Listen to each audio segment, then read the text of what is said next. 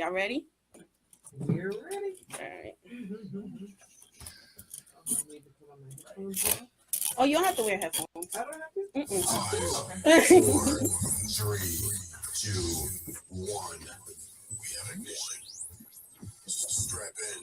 Your 5, 4, 3, 2, 1. We have ignition. Hello, everyone, and welcome to the Monique Show. Welcome. I hope everyone is enjoying your Saturday for beautiful Easter. It's nice and sunny outside, so go out and enjoy. But at the same time, please listen to the Nina Monique Show. Thank you. I have some special guests today who are here with me to talk about women in sisterhood. I think with everything that's going on in the climate that we're in, everyone needs that bond with someone, especially with abuse and sexual abuse and all kinds of abuse. We need to be there for each other. And I think it's very important that women have their bond with each other, could talk to each other, and have someone that could give them an ear to listen and to give them a shoulder for them to put their head on when times get hard. I have some special guests with me today. I have Miss Natasha Nurse, Miss Marcia McNair, Miss Katia Page, and I also have one other special guest who will be here shortly. So to start the show off, I'm going to ask Miss Natasha Nurse, Miss Marcia McNair, and Miss Katia Page to tell us a little bit about their organizations that they have which promote sisterhood.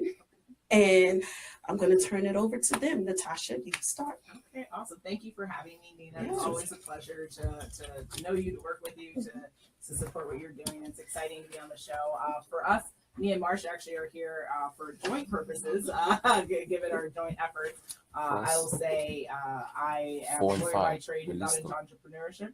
And the types of businesses and the work that I do is primarily for the promotion of young girls and women. And what brings me here today would be the work that I do with Marcia for Sisters on Fire and for Long Island Girl Talk. And so maybe Marcia, do you want to dive in and share with them what we do?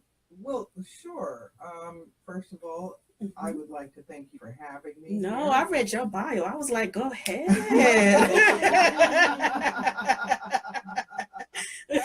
And I'm really impressed with the studio that you have here, especially in light of what we're trying to do for Long Island Girl Talk.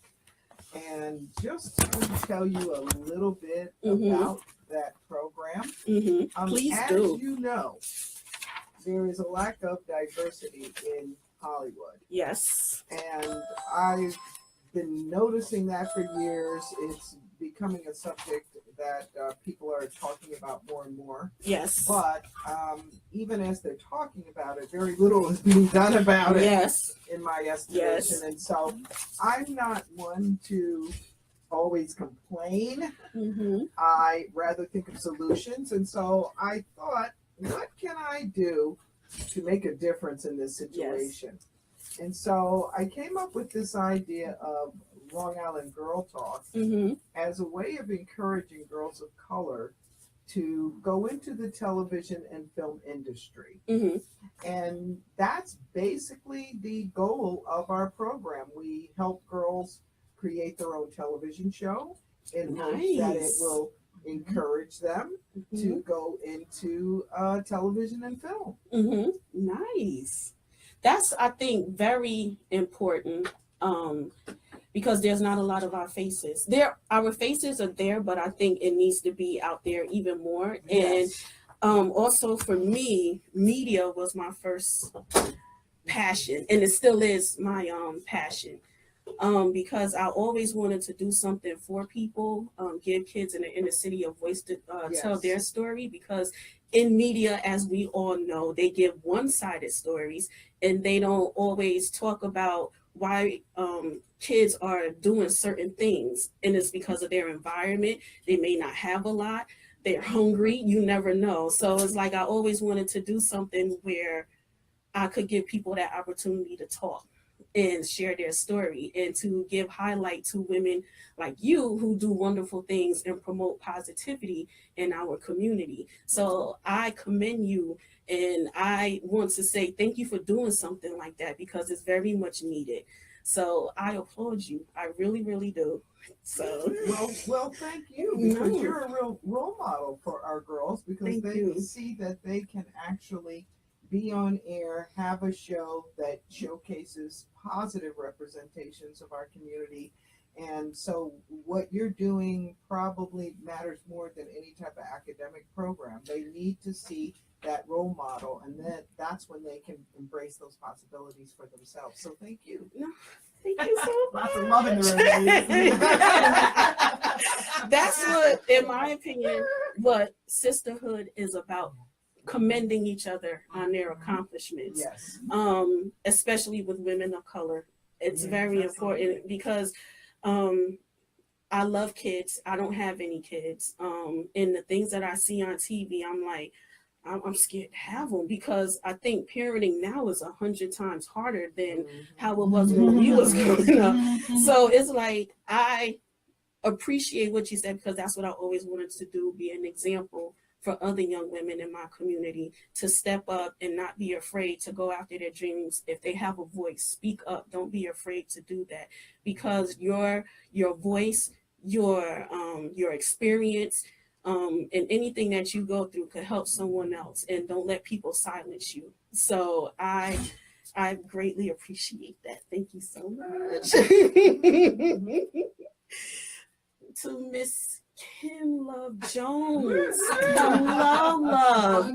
Hello. How are you? I am so blessed. Yes, I yes. am blessed. I have no complaints except for my GPS was a little. Things happen. Trust me. Things happen, because issue with lateness. I hate it. No problem. I was on my way here, and my driver made the wrong turn when we was getting our Route 80 by my house to get here. Wow. And I was like, excuse me, you missed the turn. And he was like, oh, I'm sorry. And I'm like, come on, man, you messing up my time. You messing up my time. I'm trying to enjoy getting here, early, because there's no baseball games going on right now. So the bridge isn't congested. But once, summertime come and everything is going to be crazy. So I'm trying to enjoy getting here at a decent time. Yeah. So yes.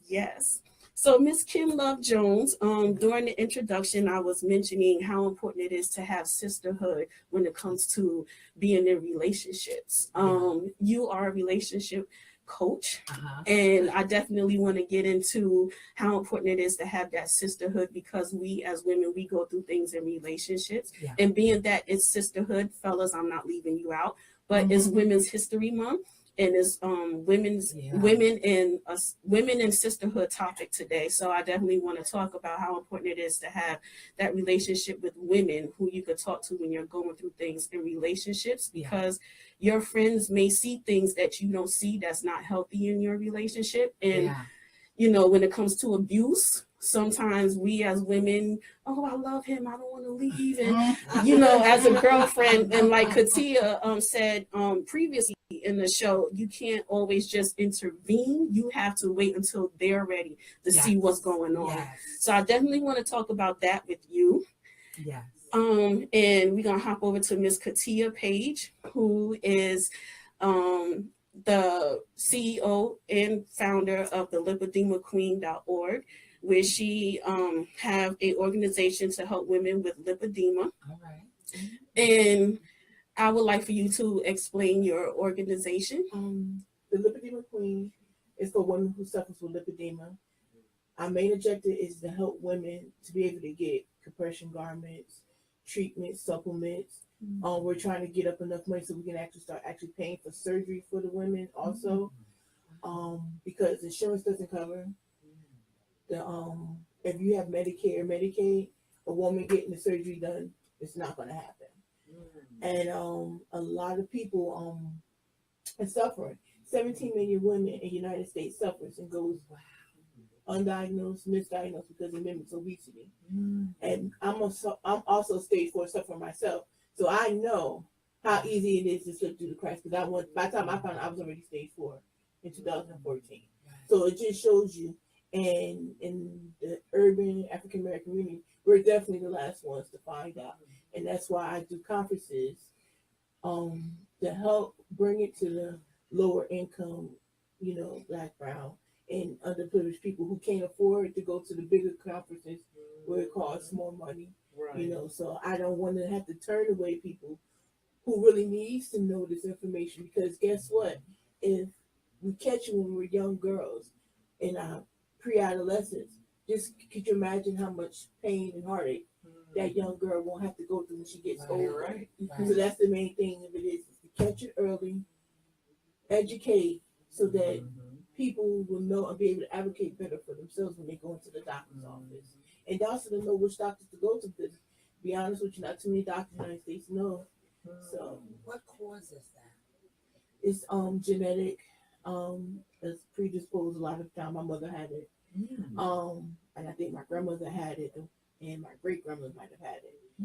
And hormones plays a big role. Wow. Okay. Inflammation is a component that makes it agitates it. So if you got inflammation and hormones together, it can explode on you.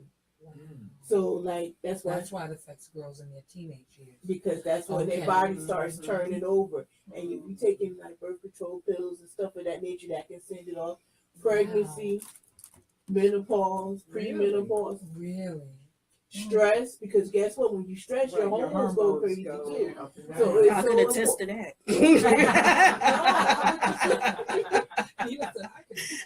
So it's so important to be Yeah. able to catch it early. And if you're a person who's stress eating, you better find a quick way to learn how to get the stress out your life. If you can't change it, then Wow. So you'd be surprised. There's a lot of women walking around don't know what's going on with their body, and if you have other conditions that has hormone prepositions to it, like PCOS and stuff, you got to get that in order, because that will make this disease go worse. Wow. And if you don't catch lymphedema early, you'll develop lymphedema, and that's what happened to me. I didn't catch the lymphedema because the doctors will say, "Oh, you're just fat." Then later on, lymphedema kicked in. Wow. So then you got the two together. That's just a horrible beast together. And your mom passed away from Yeah. that, right? Yet complications from it. She ended up having bilateral thrombosis, and she died in my home when we do a CPR. So, and I ended up having a PE also myself back in 2011, and it went to my lung, but I'm still here. So that was just a testament to let me know that it wasn't my time to go, because I had to be here for my mom. And then once my mom left, I had to be here for others to make sure nobody goes through what I went through, and what my mother Yes. ultimately ended and took her life.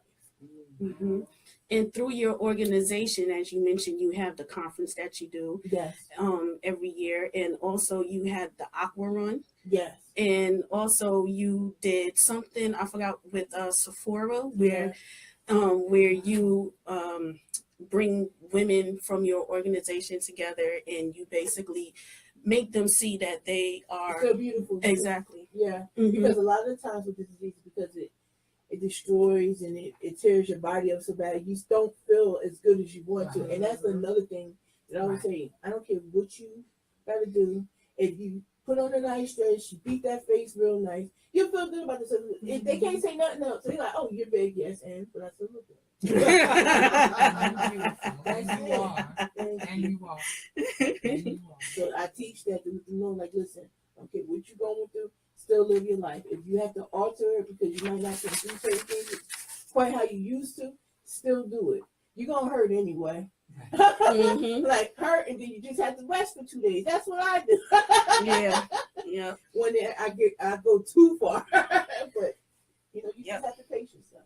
And Natasha, I know you're big on that with Dressing Room 8, which is your organization that you have, where you do a lot of posts about how to feel good about Absolutely. So for me, the kind of content I want to put out there is really to empower women for professional goals, but also personal development. And so much of our personal growth really stems from our self-care, our wellness, how we perceive ourselves, because it's your life is an extension of what you think in your mind, right? And so if you feel like crummy and not worthy, then you're going to live a very crummy, not worthy Yes. life. So Yes. it's really important That to law of attraction. exactly. Yes. Ultimate Mhm. the secret. Yes. Learning from Marcia. That ultimate is you have to love yourself. You have to feel valuable. You have to feel like you have a purpose every single Yes. day that you're alive. Yes. And so it starts from everything from having a gratitude list of Mhm. things that you're grateful Yes. for. And Yes. it could be the same list every day. Yes. But either way, just what 3 things every day you wake up, I say to myself what I'm grateful for. Yes. And then begin the day, right? And structure the day so that you put the time to nap, you put the time for meditation, but you've got to make sure you're prioritizing yourself Mhm. throughout your day. Because Yes. if you don't, guess what? The world's not going to do it for you. Right. Yes, yes, Right? yes. And you So- could easily get, caught up in the things that's going on in the world and not be grateful for what you have, which There's so much to be, right? Yes. The fact you woke up. Yes. I wake up and I say, thank you, God, I woke up. Yes. I used to take that for Yeah. granted when I was younger because I was at a point where I didn't enjoy my life. I was angry, bitter. Mm. I didn't really appreciate the things that I had. And I realized, especially after talking to my mom, my mother would tell me, which is my best friend, that's where my sisterhood started with my mother. She told me if you want things to change, you have to change your outlook. You have to be Absolutely. thankful for what we consider the smallest things, but it's so big. Like Natasha said, waking up in the morning. Absolutely. Because there's a lot of people that don't get to do that. Yes. Be thankful for the roof over your head, the bed you can Yes. sleep in, your heat, running water, and electricity. Yes. Yeah. And once I started to do that, whatever would make me mad, I started to focus on that, and that would turn my day around. Absolutely. So, everything that you just said, girl, yes. And also, I would just add that, not only is it that you make you feel more grateful for the life you live, but you attract more things to be Yes. grateful Yes. for. And that's the real benefit of Yes. starting the day with a sense of enormous gratitude. It's that you're telling the universe, hey, I'm really excited for these things, and I'm really excited for you, universe, to give me more to be thankful for. And so that's really the benefit of doing that. And Yes. I think a lot of people, you don't see that in media, you don't see that Right, content right. out there. And so it's having that mindset and certain people that put out stuff. And so I just try to put that out through social media and through my blogging and the types of talks. Yes, work and you content do. for. And I love it. So no problem. And Marcia, so through Long Island Girl Talk, I also know you have another organization called Sisters on Fire. Yes. I saw a clip of that you put in my group where it was dedicated to the moms who went through similar Yes. situations like Stephon Clark, who was recently Right. murdered. I loved it. And I was looking at it at work and I was like, okay, I can't watch this right now because I'm getting ready to start crying. So my manager walked by and I had to hurry up and do like this. Because I feel a lot of people don't understand as a mom, especially a mom of a son who is of color, what that feels like. And again, I don't have kids, but just seeing stuff like that on TV, it breaks my heart. And that also calls for sisterhood because it's important that we let women know who go through situations like that we are with them. Even though we may not know them personally, we are with them. How did you create Sisters on Fire? Well, Sisters on Fire is a collaborative work, actually. Mm-hmm.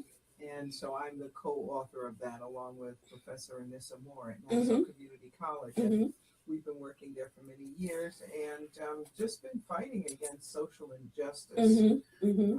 We decided to come up with a way to bring this message to the greater population that was not so preachy, but a way of, let's say, I've heard it called edutainment, and that's really what Sisters on Fire is. It's a way of educating people, but it's also entertainment. Right. And we think that is really the way to get the message out to our community.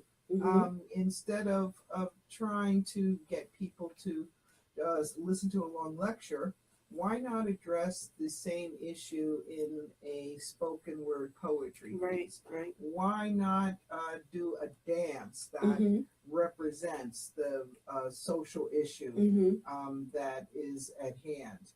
And so we just put together all of this writing that we had, the poetry, the prose, the music on these various subjects like unarmed Black men getting killed by the police, the number of African American women who are missing that the media never gives any attention to. Yes.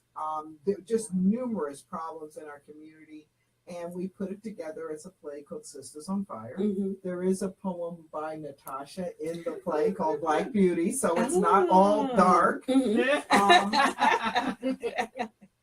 And we've gotten a lot of love from various audiences about it. We were in the New York Theater Festival this past summer. We had 3 sold out shows, standing room only. And it tells us that we women do care about what's going on in the world. Yes. And though relationships are important, I'm waiting to hear Kim's advice. Women of color do talk about things other than men in relationships. Yes. We do care about what's going on in the world at large. Even the founders of the Black Lives Matter movement. Yes. African American women, the Me Too movement, and African American women. So we are very much oriented towards fighting social injustice. And Sisters on Fire, and if people want more information about that, they should go to sistersonfire.com. Really was just our way of lending our voices to the chorus that is out there right now.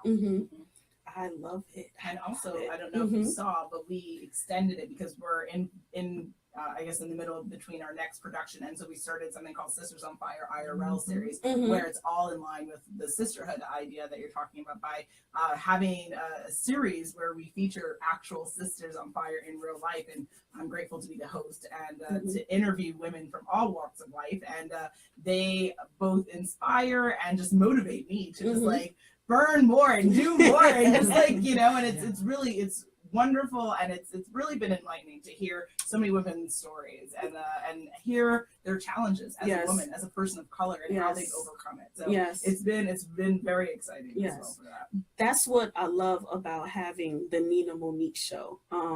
Allowing people to come on and talk about their journey, because I always say, again, my mother, when I was going through everything I was going through, and she would always tell me, God is just preparing you for what you are getting ready to do. You have to be able to have thick skin. You have to be able to talk and be able to get your point across. People are going to say things to you, and you have to know how to handle the situation. You have to learn about time management. You have to always remember the reason why you got into it. So you have to continue to have that burning desire.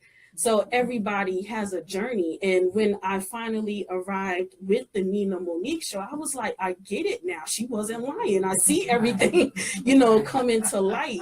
So it's just amazing how some of the things that I went through actually fall in line with this. And I'm like, God is truly amazing. And if you don't pay attention to what's going on, you're going to miss his message to you. It don't have to be directly sent to you. It could be like sitting here talking to one of you, and one of you say something that I was thinking about, and I always say that was him, telling me when I needed to hear. Exactly. So definitely, that's what I love about the Nina Monique show, being able to give people the opportunity to talk about their journey and the steps that they had to take to get to where they are now, because that's very important. Because a lot of us have those goals and dreams, and we're like, come on, why is it not happening? Like, hurry up, come on. And it's like, you can't rush it. You really can't. And I think that's very important to send out to young people who have dreams and goals of trying to do something. It's not going to happen overnight. You have to be prepared for it. So on that note, I'm going to come over to Miss Kim Love Jones to talk about relationships. Relationships are important. important. Yes. I mean, Yes. I've worked with Kim. She Yes. is a wonderful workshop leader. I remember when I first met her, and she was doing important work in our community, hosting these relationship workshops because, you know, if our families are not strong, then our communities are not strong, and that is the building block. And people like Kim are doing that work, and I truly appreciate that. And we had her at Nassau Community College, and I'm telling you, the students gained so much from that workshop. It was phenomenal. It was phenomenal. I was so excited to go. And every time you do something new, you're a little apprehensive and you don't know.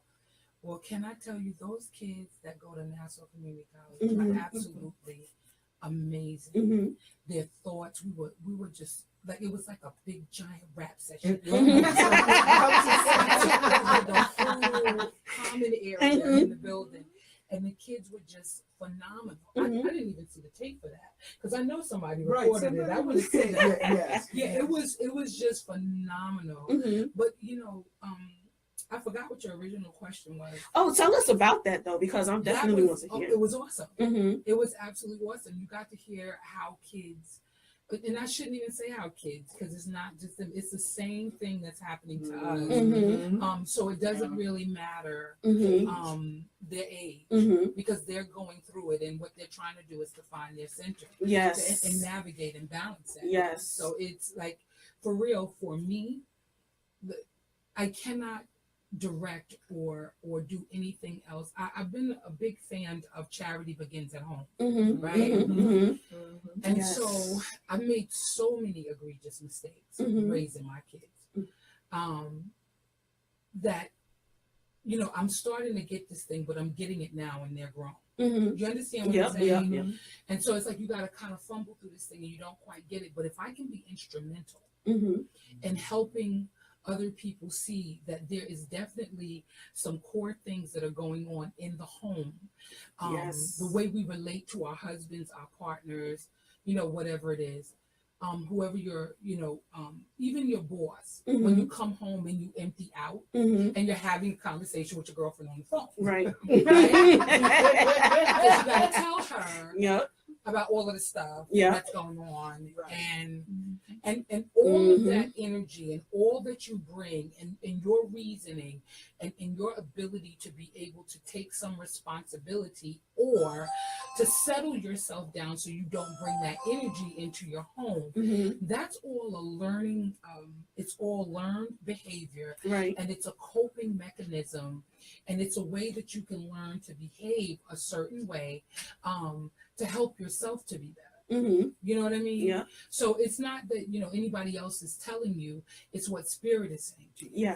Because you want better for you and you want better for your community, but there's a breakdown, and now you sit back, me with my analytical mind, I sit back and I'm trying to figure out, like, where is the breakdown happening? And the place where the breakdown is happening on all fronts is in communication.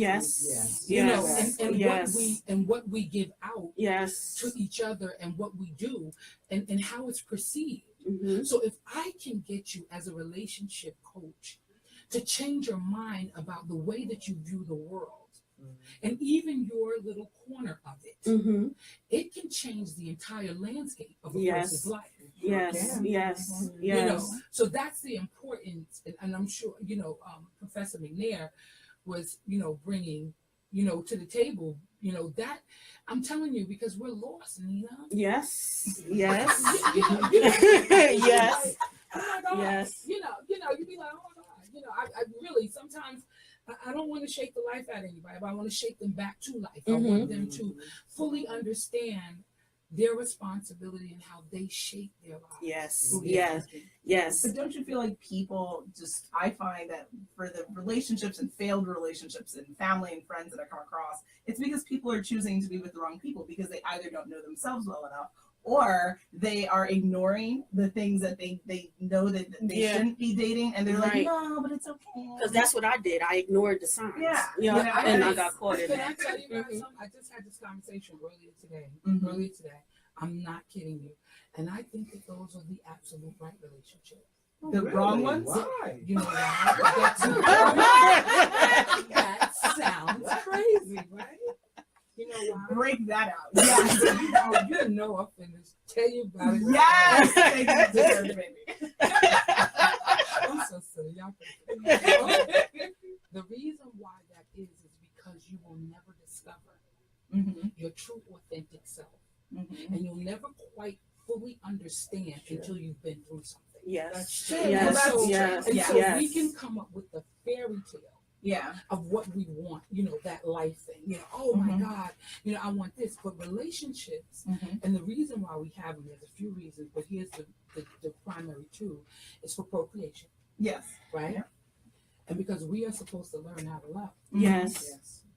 And so if those two are primary in one's mind, you learn how to first love yourself through the trial. Yes. Yeah. You don't get to the point where you start to see, wait a minute, I keep bumping my head up against this brick wall. Yeah. And so while it might seem like it is going to make you slide down a wall in pain, pain, even if I got a headache, is meant to help me with something. It's a teachable moment. Yeah. Right. All of it is. Yeah. And so if I can embrace the process, then I can get through anything.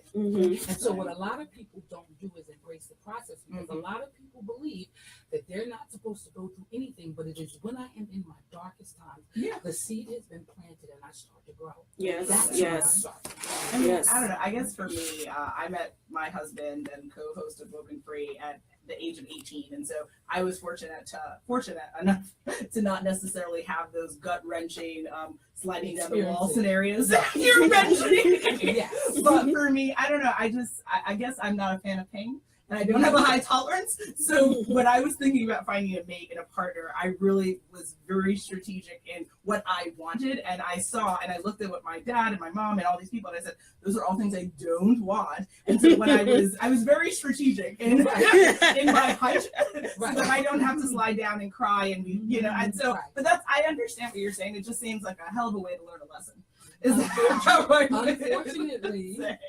Unfortunately, we're some hard-headed people. Yeah.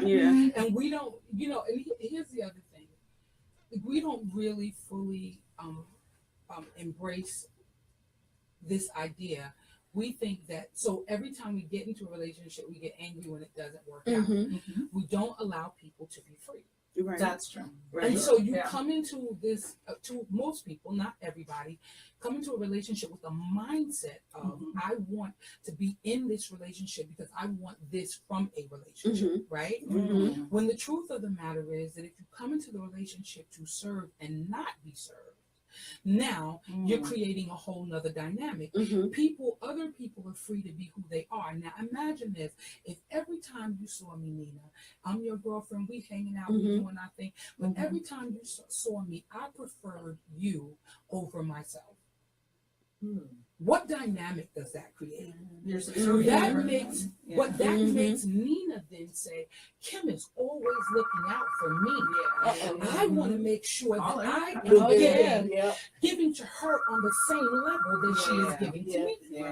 And so if we're creating a sisterhood, in order to get to have a good friend like that, you have to be a friend like that. I learned that the hard way, and that's why I had to cut Let out. me take this call. Yeah. Oh, they hung up. My bad. Go ahead. I'm sorry. But Kim, my issue is that, and this happens with a lot of people, is the pattern of bad relationship. Meaning, all right, you get into a relationship, it's not so good, but you learn and grow from it. Then you go into another relationship. It turns out to be exactly the same. And you see people going from relationship to and they're basically dating the same person. They didn't get the lesson. Because it looked like they was doing their homework, but they wasn't doing their homework. They was trying to just go to the back of the book to get the answers on the test. So you're saying I wasn't a good student? Oh,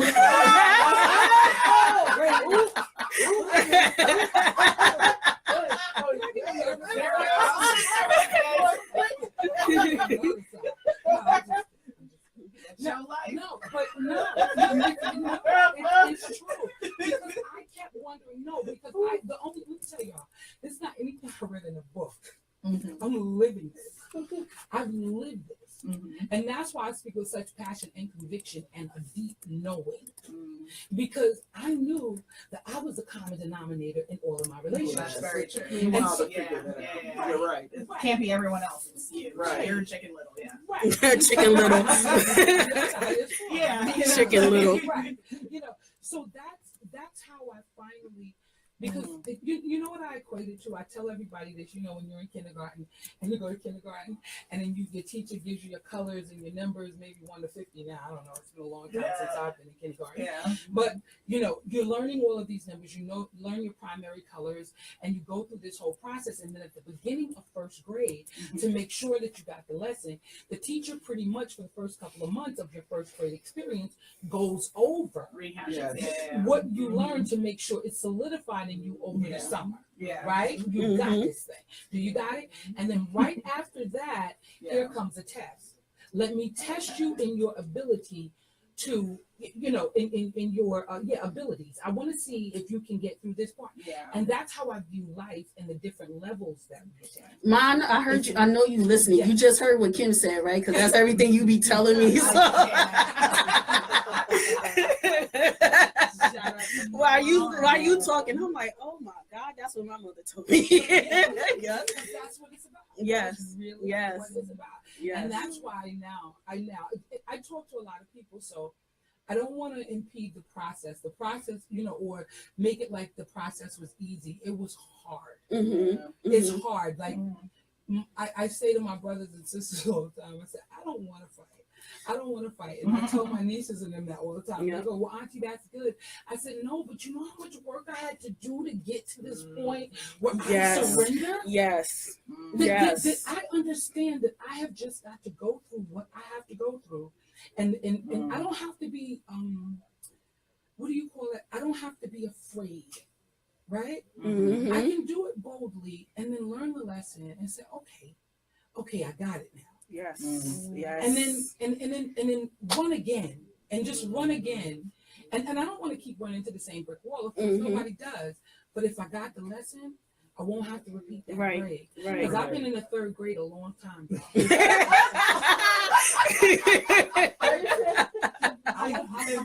think I'm ready to go to secondary school.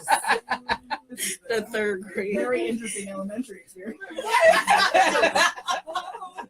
Oh my gosh, that's too funny. I know it's hot in here now.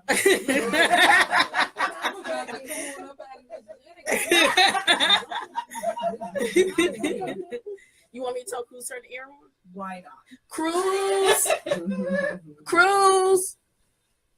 But I do want to, if you don't mind, the thing you were saying that was interesting was when you were describing a woman coming home, and instead of saying hi to her husband, she's on the phone with her girlfriends. I think that's so interesting because for me, I think I have found that, I think that it's important to be the better friend with your spouse as opposed to having all these not to say that you shouldn't have strong female relationships, but I think that if you don't have your rock at home and your rock is elsewhere, then that becomes easier for you to kind of have your relation dissipate because what's tying you together, right? You got girl, you got my, and so it's an interesting balance that sisterhood over you and your man or you and your partner. Right. I was speaking about that from the perspective of a single woman, but the energy period that she even brings into her children, because we don't get it. We don't get it. So if you're with a partner, and I know your husband's your best friend. Yes, he is. I know that. That's your baby. That's your boo.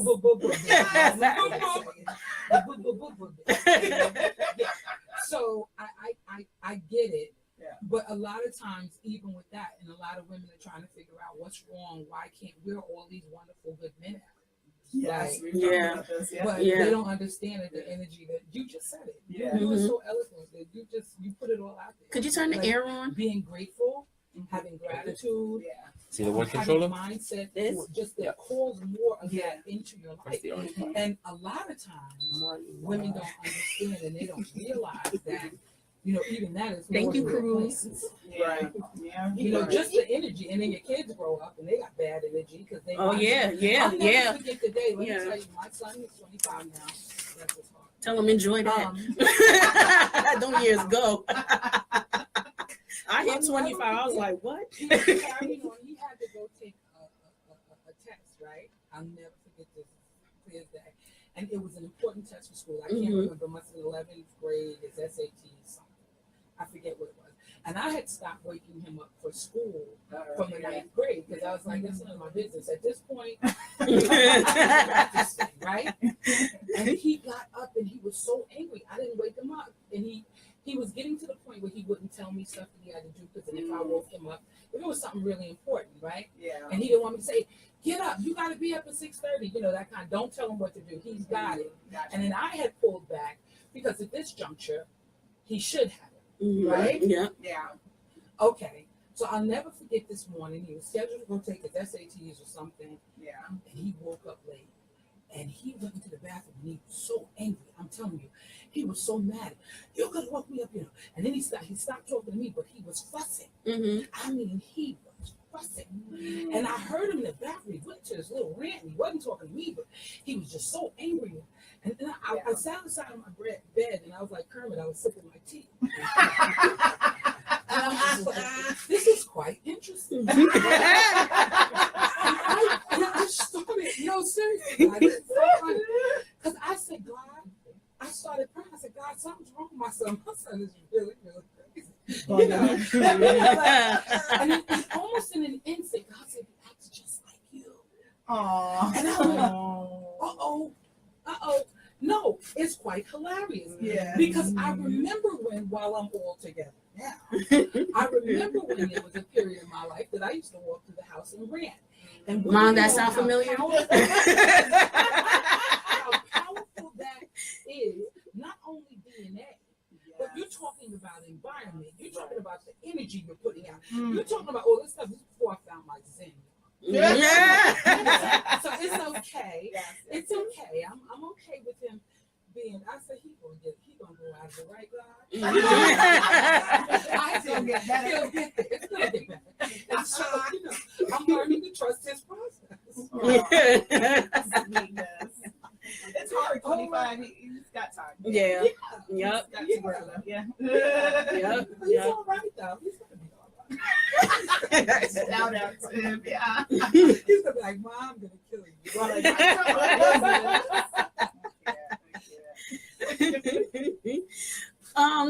I have someone here, Andrew, my friend Andrew. He's saying, please connect me with these queens, Nina. So Andrew, call up 718-705-4959 or 914-969-6499. And anyone else who want to call in and they have questions or comments, please feel free to call in and join in on this conversation. Kim, that was very true. Again, listening to you, you sound like my mom. Sorry. I don't know if I want to sound like your mom. No. I'm not sure. No, it's a good thing because everything you said, that was something, that she and I experienced together. So definitely, it was a reminder for me. I want to switch gears a little bit to Katia. If you could tell us a little bit about your aqua run that you had. Okay. This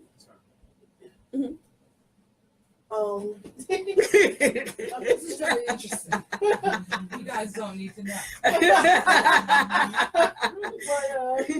no, the aqua run we did last year at the New York Sports Club out in Livingston. It was actually a 1K run in the water where some of us. That is my favorite one. So we actually ran 40 laps in the pool. Oh my. And so it was like, I think it was like 10 runners, and we had to run 40 laps. We ran to raise money for compression garments. And this is needed to say, I did the 40 laps in 37 minutes. Wow. I came in last, but that's not bad for somebody who got both meniscus discs got messed up in a car accident and to still be able to kind of power through that. Wow. So we ran the 40 laps and we raised some money, and we also had got donations in from So they gave us compression garments to give to women. So it was really awesome. It was really nice. It was a nice little turnout or whatever. And, we had refreshments. And, the women got medals. And the first and second and third place got my bathing suits from, like, the Avenue. One lady got, like, $100 gift certificate to a clothing store from California. Curvy Girl Boutique. They had got, all the women had got jewelry from Doe's Boutique. Handmade beautiful jewelry, and so it was really nice, and everyone enjoyed themselves. How can people make donations to your organization? They can go to www.thelipidemaqueen.org, and you can make donations from there through our website. It takes you right to the donate now. Click that little button, and you can donate now. Again, www.thelipidemaqueen.org. Very clear for me.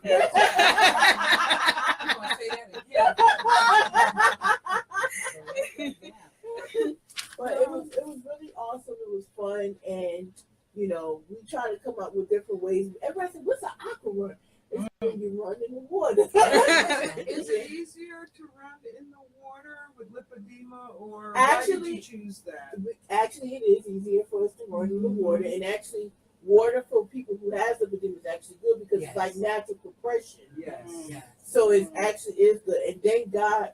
Before I even knew I had this, I was always doing it because that's what saved my mobility. Because if I hadn't been most of my life athletic, all through high school, I used to power lift and stuff. I tried for the boys football team in high school. Wow. Really? So that's the reason why I kept my mobility as long as I did, because I was athletic. So the more you keep your muscles as strong as possible, because it's also steals your muscle mass disease also. Right. Okay. So it's imperative you gotta keep going, because the moment you lose that muscle mass and you get that body going to atrophy, it's so hard to come back. It's really hard to come back, because that's what happened. My mother got injured. She fell, and within a month and a half she was born. So it's just that fast of a turnaround. Because this disease also, because it turns fibrotic, it hardens. If it hardens, it gets your teeth. It can cause blood clots. Really? And that's why I say if you don't catch it early, you could develop lymphedema. Right. And that's why I say so anything that hardens against your arteries, your lymphatics, anything. So you gotta understand, because this could cause heart failure because of fluid backup and stuff. It could cause blood clots and PEs and pulmonary embolisms and stuff. Heart disease, because guess what? You get fluid around the heart and everything. So it's imperative to catch this stuff early. Do your sisters understand? And I mean your friends. Yeah. They very understanding. Yeah. And I would be honest with you, I'm one of the more outgoing, wilder ones. So actually, I calmed down, when I was in my 20s. I was the one who look, this is my body. I'm going to love me no matter what. Right. I used to full figure model. I used to dance in competition. I did beauty pageant in Jamaica. Wow, I never lit. How you say, no sand, sink me, nothing stopped me. You know what I'm saying? Because I'm like, listen, I don't want to die, go to my grave and say, man, I wish I would have wore face. I wish I would have did it. I done did anything Tia ever wanted to do, Tia did. And that's what I want to preach to anyone. Do what you want. People want to say what they're going to say. Yes. If you're 100 pounds, if you're 500 pounds, whatever you are, they're going to say something regardless. Yes. So why should you deny yourself a life? Right. And so I ain't never denied myself. What does the surgery cost to get Between 10 to 15,000. And the average woman who has lipedema needs have to at least get 4 to 6. Oh. And I already had 4, and I still got maybe another 10. Your body can sustain all of those surgeries. Yes. Supposed to. You'd be surprised what your body can. This isn't a well-oiled machine. So, and I'm gonna be honest with you, I'm strong like bull. So I mean, I can pretty much take anything. She said, I'm strong like bull. She said, I'm strong like bull. So I'm like, I'll put on a t-shirt. Strong like a bull. So I'm gonna be honest with you, I'm up during my surgery for one. So Wow. So that shows a lot right there. Right. You know, I had to have my cornea transplant in my eye. I was up during that. Really? Mm. So just imagine you sitting there. They got me strapped to the table. They knew what they was doing. They strapped me to that table. Right, of course. Can't move. No, yes, I didn't hit them too. So Oh, my goodness. this time to see somebody come at your eye with a scalpel and Ooh. cutting it That's a out. reflex, Did you right? choose to be like during this? Is that a But right. I think they would prefer for me to be up or whatever, but I'm gonna be honest with you, my goodness. It wasn't too bad. Oh, God. I was thugging it out the whole portion. Oh, my God. Until No, Marsha, you had eye surgery as well, right? Yeah, didn't you? Yes. Yeah, exactly. I was away. Right. I was awake also. yeah, but the only thing that what got me is when he stabbed me in the eye with the needle. Ooh. Then that's when Now, I I said, didn't have a needle in In my your eye. actual Yes. I He always said, had I to want to put me give. He asleep said, give me then. the stuff so I can give her an antibiotic. I'm thinking he gonna, give me a pill or maybe shoot it in my arm. He came down and went, yeah. I said, Oh. I can't even say the word I said, but Don't say the word. but yeah, I can't say it. And he said, you was doing so good. I said, yeah, you was doing good till you stabbed me in my eye too. Oh my goodness. So That's horrible. I can't. I can't fathom. Wow. I Wow. I cannot. Oh my What about Nina for you? What has sisterhood meant for you, like in your life so far, up until this point in your journey? For me, what it means to me is one, I'm not by myself, because being an entrepreneur, you find yourself being alone. Very isolating, yeah. And also just being able to find people that you could trust talking to, that understand exactly what it is that you're going through, because when you're trying to get to a certain level, everybody's not going to understand. Everybody's not going to support you. Some people are going to look at you differently, thinking that, they may feel you're better than them. And it's not like that. I have goals and dreams, and I do see where I've lost some people, but they've been replaced with people that I like to be around, because they understand how I think and feel about my business, and they know how important it is to me to do something to help other people. So I definitely, enjoy my journey so far along the way of having to meet people who could understand what I'm going through. We have a caller. You got a caller? Yes. Hello, caller. Thank you for calling the Nina Monique Show. Who's this and where you calling from? Hey, this is Minister Andrew Griffin calling in. Hey, Andrew. How you doing?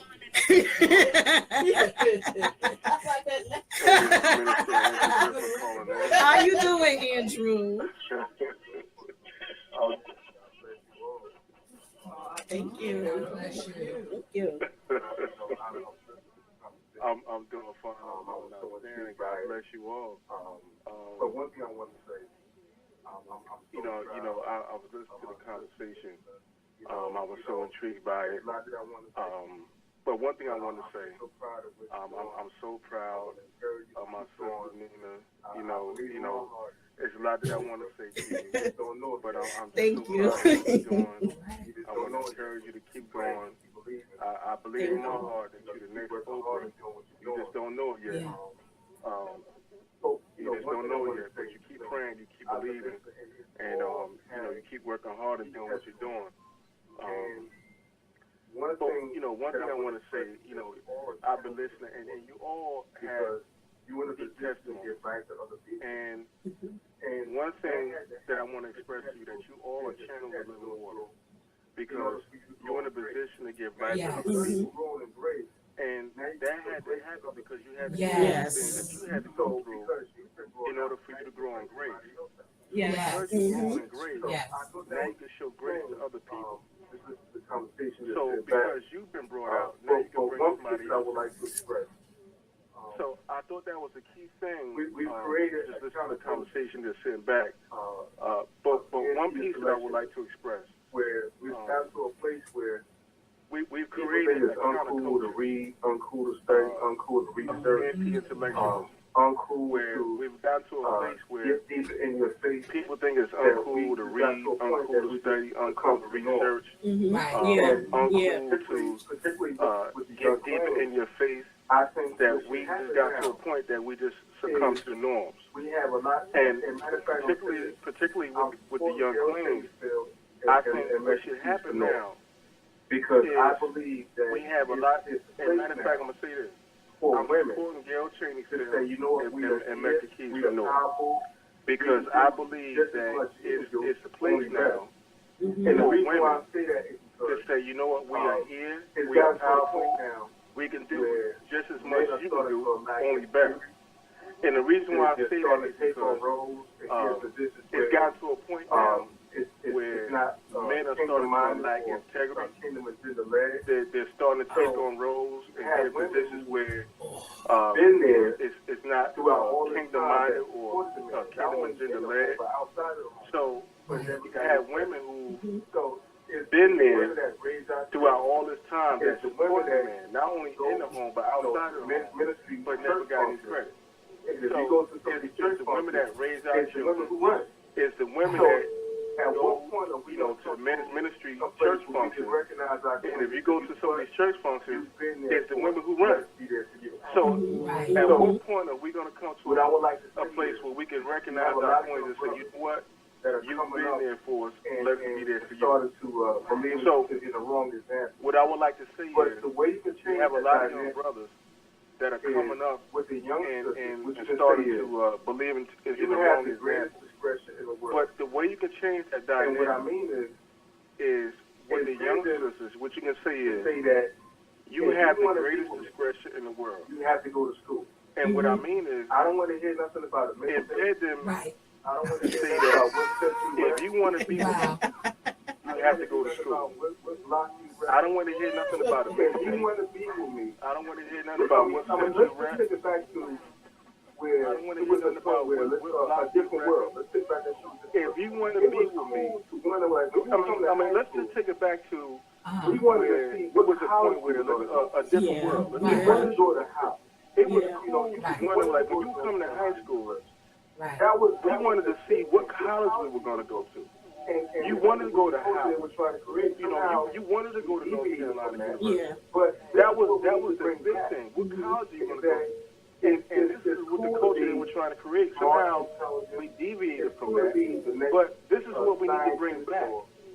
Is that it's cool to be smart, intelligent.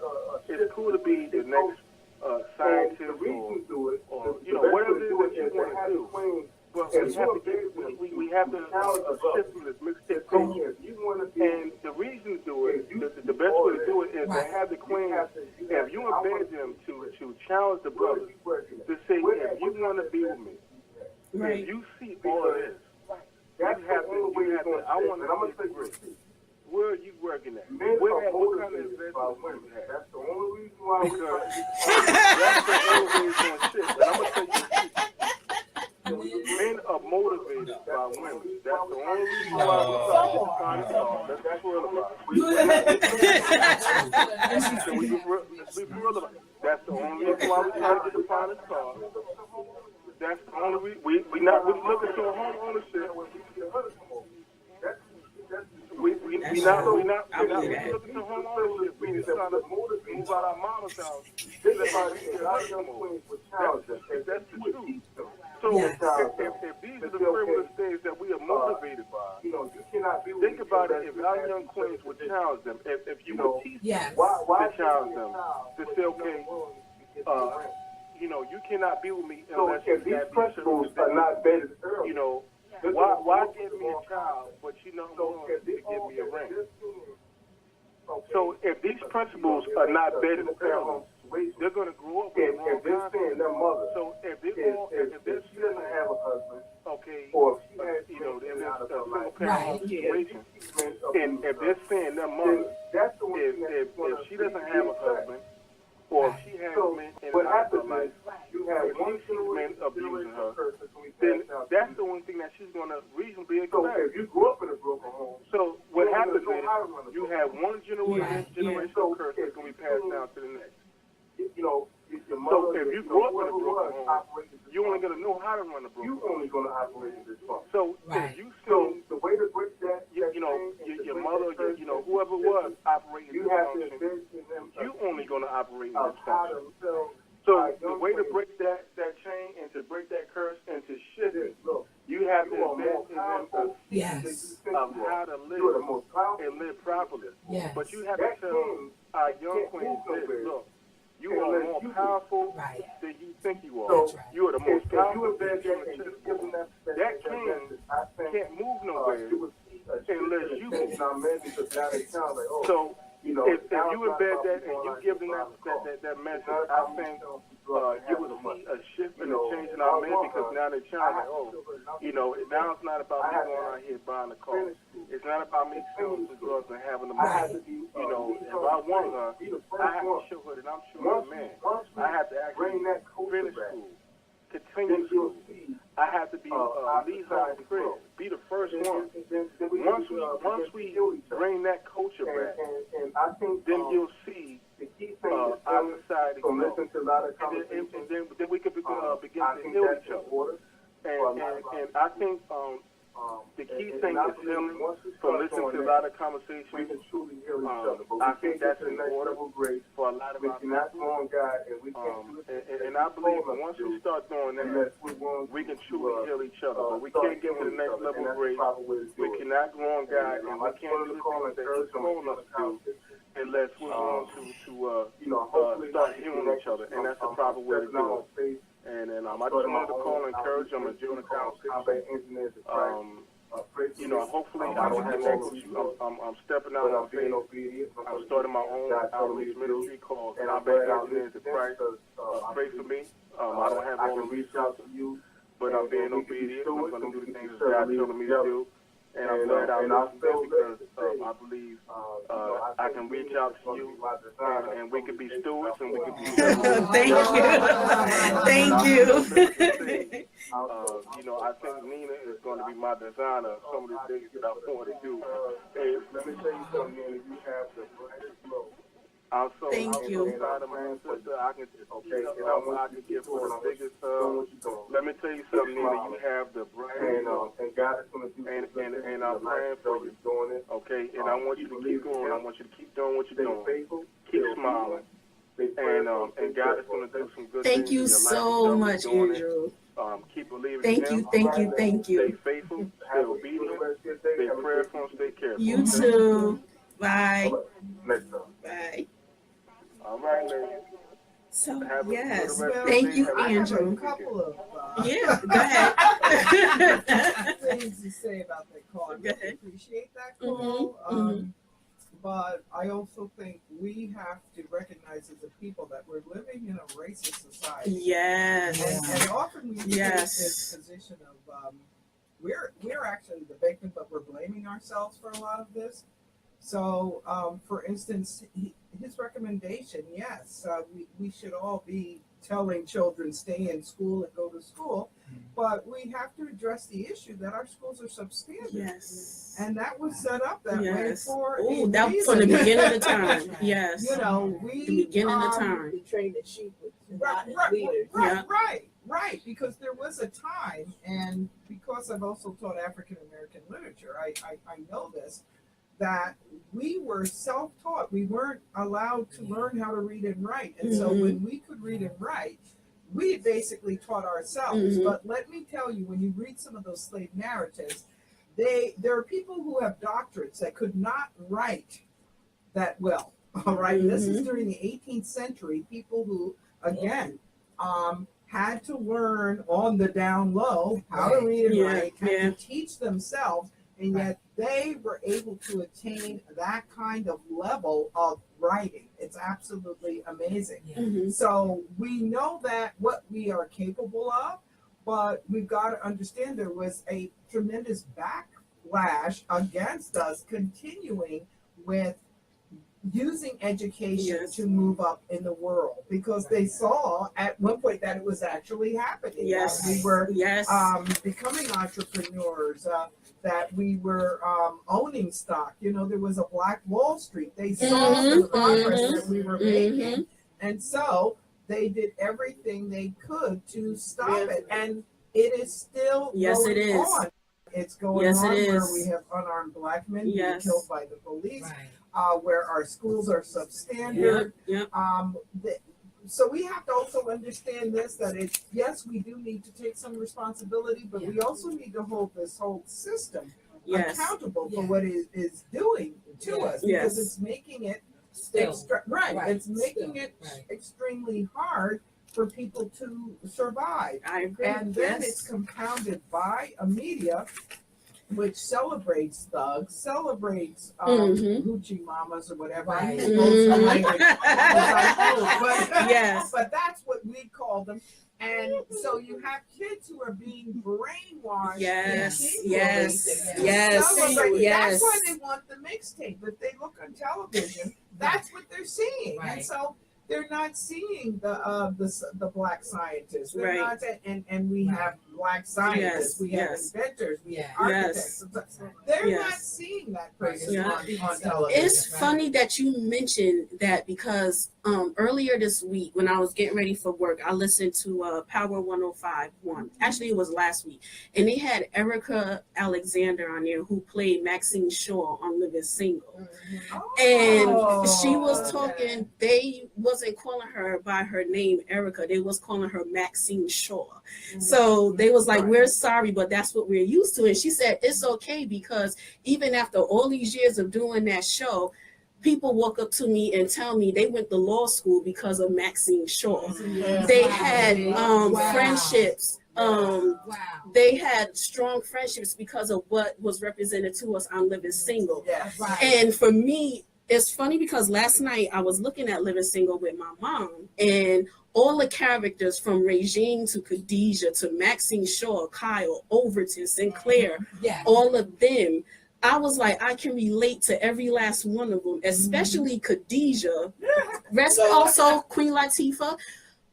Sorry for the passing of your mom, Miss Rita Owens. May she rest in peace. And we know how close you were to her, because I seen her on Living Single also, and you had her everywhere with you. So our condolences and prayers go out to you during this difficult time. But I also, when I was younger, I wanted my own magazine, as I mentioned earlier. And when I was little and Living Single came on, I was like, that's what I want to do. That's what I want to do. It was a representation of what I wanted to be. Even Martin and Gina, who did everybody wanted a relationship like Martin? Gina, you know, it was, and it's funny because he was on radio and I'm doing radio. So, you know, it's I miss those shows, and I tell my mother, no, young Black professionals. No, we don't. We don't have any of those shows. No, we don't. And so we're seeing a lot of love and hip hop and all kinds of craziness. That's nonstop drama, and that's what our kids are getting acclimated to. They're starting to think that's normal, and they're starting to imitate that behavior. They go to school and then they imitate what they've been seeing either at home or on television. Natasha and I were talking about that on the drive over here, that's what's going on in our schools as well. And it ties back to what you were saying, that, like, you know, so if you understand the institution which you live in, then it's up to us as a community, as Black people, as people of color. You can't expect someone else to care for your narrative. So we need to create those shows. We need to, and that's why you know, all of us have. But when we do have them, we don't support them. We say it's corny now. Like if you, I was saying how it's important for us to create those shows, but with this. With the love and hip hops now, if we, for example, Martin is supposed to have a reboot, and I'm like, will it? I was like, will it survive? Will it survive? Because, you know, I don't think it would be able to. Roseanne. But yeah. that's different though. Like Yeah, but what I'm saying is, if they want to watch something, they do watch something, right? So there's a reason why Roseanne did well, right? And so most likely, if people loved Martin, they'll come through, right? If Like they look at keep Black this, Panther, if like, they stay true exactly. to that original narrative and the writing and the characters, because what I found often is when they do reboot something, they try to change it in some way. And that just never sits right with me. And I think people realize it's not authentic. They're just trying to capitalize upon the previous commercial success. You know, so I love the idea that they would do Martin again. Wow. But you know, Martin had a couple of stereotypes in there. Yeah, that we want to change that. So we want to change that, but then we do still want to stay true to this young black man who's and black love, who's struggling to make it, and he's got strong friendships, and he's got his own apartment. Hopefully he'll come back with a house. Right. Move it on up, right? At least a condo. It's an old phone. But it's very true. There's really, I don't even watch TV anymore because I can't take the yelling and the arguing over you're sleeping with my boyfriend and all of this, and I'm like, I can't deal with that. Exactly. They're not seeing any strong relationships. I mean, we know what Bill Cosby is going through now, and I don't want to get off on that tangent, but at least the Cosby Show was a model of a My mom was just talking about that too. Right. It was a model. You didn't know what was going on behind the scenes. Right. But it was a model. It gave kids something to aspire to look up to. They weren't used to seeing a black father in the home. Yes. You know, I think I think in all of the movies, black exploitation movies from back in the day, whether it was Claudine or it was, you couldn't have a man in your house because we're dating ourselves. Okay, I watched the reruns just so we're all clear. Okay, I saw the original. Diana Ross and when she was with what's his name, Billy D. But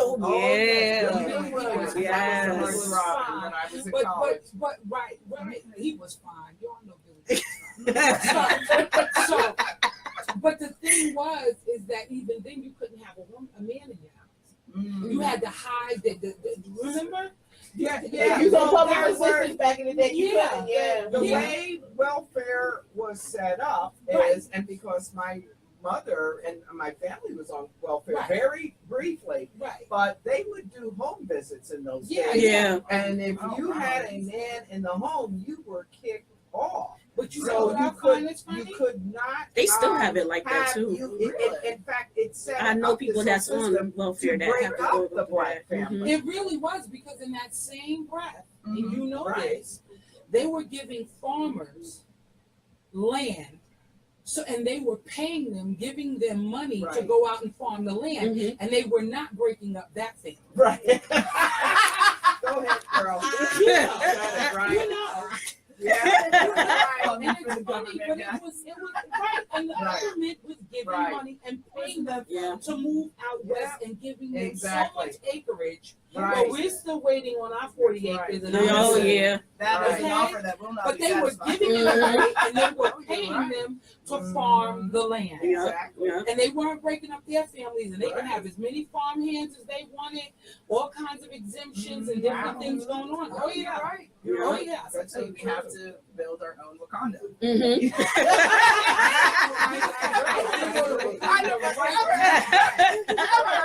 That's what Malcolm X was. Yes. We've always had this push-pull between our two great leaders, Martin Luther King and Malcolm X. Which philosophy were we going to follow? Right. I think it's always been that way. If you look at our history, at one time the conflict was between Du Bois and Booker T. Washington. Right, and right. again, they were espousing two different philosophies. Which way should we go as a people? And having studied them all, I just think we need to find that middle ground where we take the best from all of the philosophies. Right.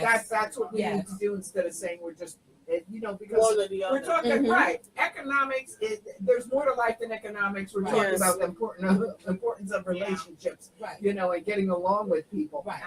On the other hand, you can have great relationship, you have no money, it breaks up your relationship. So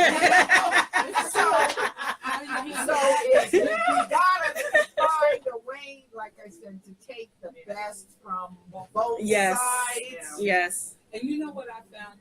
I don't think I knew this until I actually watched the movie that Spike Lee did for Malcolm X. Because although I knew he was, I was very young. So I really didn't get the fullness of who he was. Even, when we learned about Martin Luther King in school, I really didn't understand. Well, I knew he was for peace and all. But when I saw Malcolm X and Spike Lee did the movie, I actually sat through it. I think that was one of the longest movies on the planet. He did, and that was the need for that.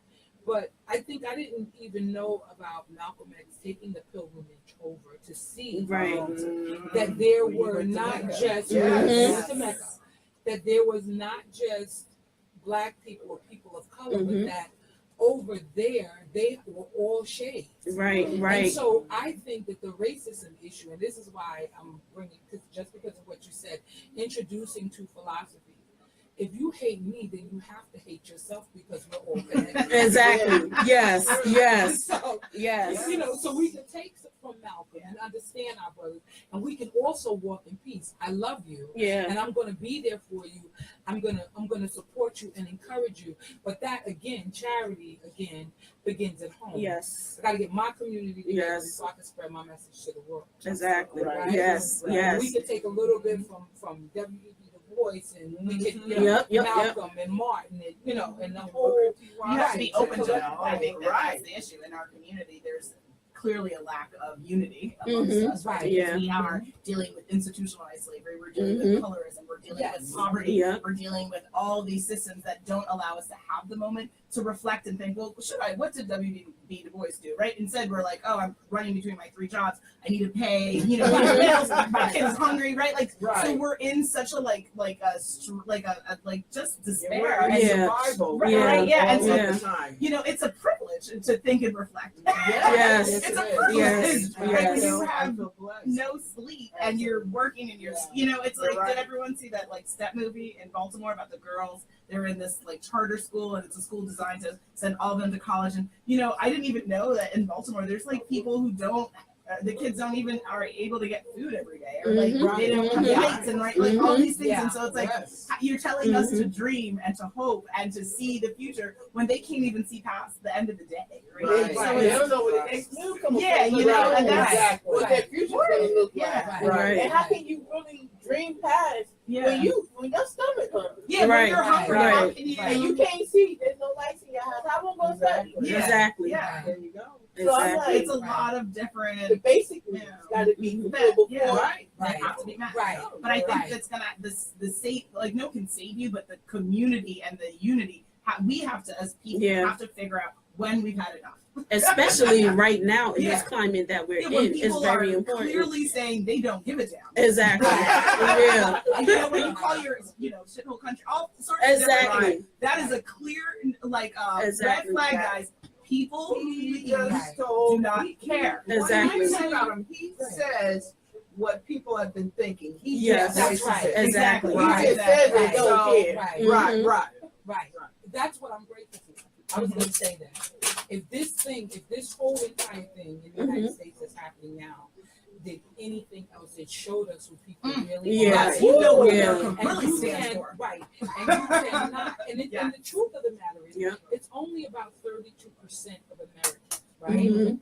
Which means that there is 70, whatever, 68%, Right, 68% that don't believe that. You understand what I'm saying?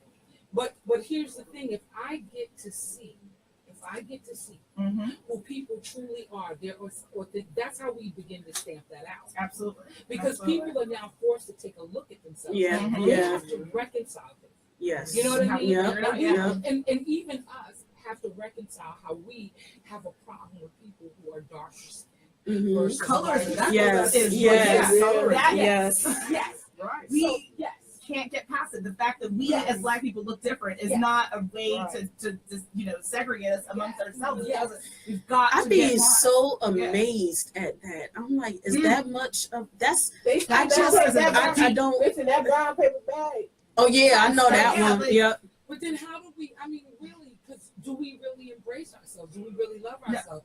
Because I'm telling you, it changes the dynamics in your life, across the board when you start embracing people who are different than you. You know what I mean? It really changes the game. It is a complete and total game changer. I embrace everybody. I'm a hugger and I'm a kisser. So no, seriously, guys. You know why? Hugs and kisses. Everybody. Because the show is on. Yeah. I'm saying because I really am, because you know what it does? Did you know what it does? It literally, when you do that, it lets people become free. Yes. It really sets them free. Yes. Because a lot of times people really do need a hug. And they want to know, they don't want this little, that fake. No. Yep. They want you to love on them, hug them, acknowledge them, see me. Yes. Because I'm here. Yes. And if we would do that to one another, it would create an environment that would foster us to continue to grow.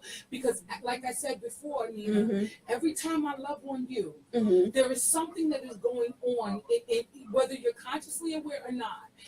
Wow, Kim is really paying attention. Like Kim bought me something that she knew that I liked a lot. You know what I'm saying? It's a little gift. You start to appreciate that. And then what you tend to do is, because it makes you feel good, you repeat that behavior. Yes. And so if we're going to learn and grow, we want to repeat behavior that gives us those feelings that make the endorphins go off in our brain and give us, even more. Yes. Because we want that. That's like men and women in their relationship. Women don't know that that's the secret. What do you mean by that? The secret is making you feel good. Oh, men. And I'm not talking sexual. But if you keep encouraging, when they feel like they're the king, you know what I mean? No, it's true. They want more of that because it makes them feel good. And if we can do that, but it works both ways, baby. Like, you be my king, I've got to be your queen. Like, that's what I'm saying. It keeps coming back. My pastor would always say to me, he would always say, we should be as Christians. I don't practice religion. No, because when you say Christianity, like, that's a religion, and I'm not religious. I'm God. So my pastor would always say that, you remember those two little chipmunks? Yes. They always was like, right. And they were under, and they were like, no, you first. And they were stealing. Yeah. It's like, no, you first. If we do that to one another in real people, Lord have mercy. No, because you can take over the world. I know. That's some couples like Michelle and Barack. Yes. After you, honey. Contrary to what we see with the hand slapping. Right. She don't even want him to touch her. See that? You don't get away with me. She be looking like. She knows it's all smoke and mirrors. It's not real. Right. That have to be tough for her on that part, though, because to be in the limelight, one, where you don't even want to be in the limelight, and then two, your husband just totally disrespects you and disregards you, and you have to look in his face every day, and you know, oh, I cannot stand you. Right. I'm gonna wait until you go to sleep. I'm sure those thoughts go in her head. I'm sure. But I like people attack her, and it's like Why? She feels sorry for that person. but people because she's related to her. That's his wife, so she was catching flack for that. But it's like I feel some bad. Yeah. We all make choices in life. Yeah. This is true. That's what you were saying too, Kim. You gotta lie. Yeah. But no, but hold it. But sometimes you don't think the bed's gonna be so Terrible, hard. right? Oh. You think the bed's gonna be halfway soft, and it's nothing but cement block. Like, I feel bad for her too. Yeah. Because I'm sure she really, even if she knew he was a little, Mhm. I'm sure she didn't want the world to know that. Right. He was off before he got for her, though. Huh? He was off before she. Yeah, but he had money, so it was okay, Pumpkin. But the world didn't know. Yeah. Everybody in London, overseas Switzerland, everything. The whole world knows he's a nut job. You can't hide it. You usually put your crazies back in the days with the crazies away. She's going to cover you on this show. Yep. Huh? Yep. No, for real. If you had, that's what they did. Mm-hmm. That's what they did. They really did that. God bless him. Yeah. That's what you say. Yeah, you just God bless you.